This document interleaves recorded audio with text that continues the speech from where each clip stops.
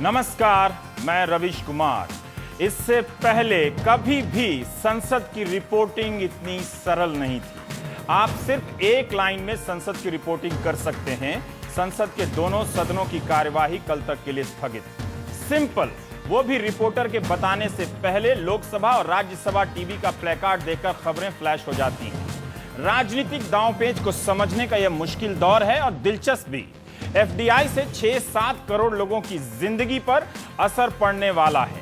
आप में से कोई उपभोक्ता है तो वो भी इस फैसले के दायरे में है। आप में से कोई गुरदासपुर, सहारनपुर, नीमच का किसान है तो वो भी शामिल है। कोई कानपुर, जयपुर और सोनीपत का आढ़तिया है तो वो भी।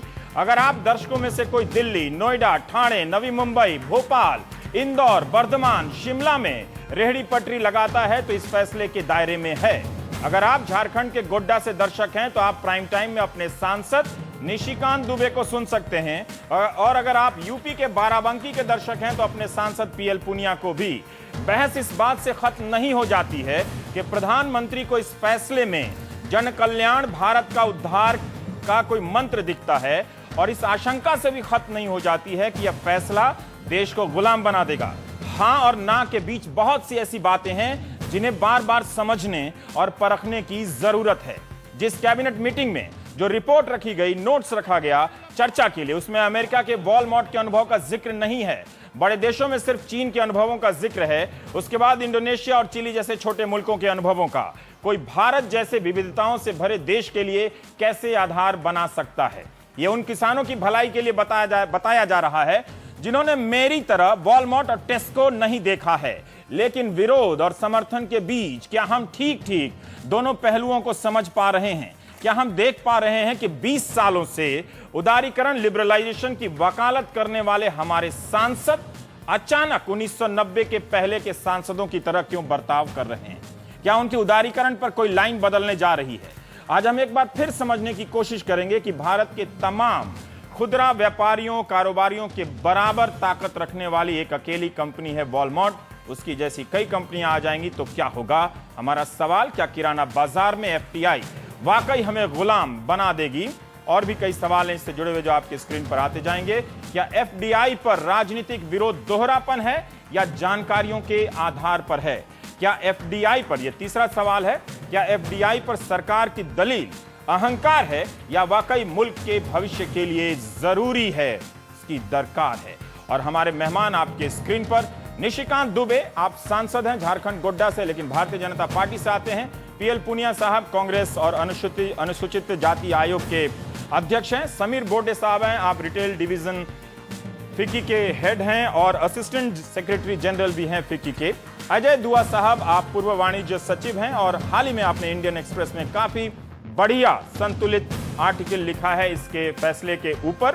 राजकुमार भाटिया साहब हैं, आप उपाध्यक्ष अखिल भारतीय व्यापारी महासंघ के और आजादपुर सब्जी मंडी, जो थोक मंडी है दिल्ली में, उसके सेक्रेटरी भी हैं। और अरविंद सिंह हैं, national association of street vendors of India, उनकी तरफ से, जो छोटे रेहड़ी पटरी वाले दुकानदार हैं, उनकी तरफ से इस समस्या पर अपनी बात रखने के लिए आप सबका स्वागत। कल भारत बंद है, उसका व्यापारिक संगठनों ने इसका कॉल दिया है। अगर उपभोक्ता इस फैसले से इतने भी खुश हैं तो वो भी कल भारत खोलो आंदोलन शुरू कर सकते हैं, कोई मना ही नहीं है। लेकिन हम सवाल शुरू करना चाहते हैं। अजय दुआ साहब, आपके लेख से मैं शुरू करना चाहता हूं। आपने अपने लेख में ये लिखा है कि इसका विरोध करने वाले और समर्थन करने वाले दोनों के पास ठोस और प्रामाणिक जानकारियों का अभाव है।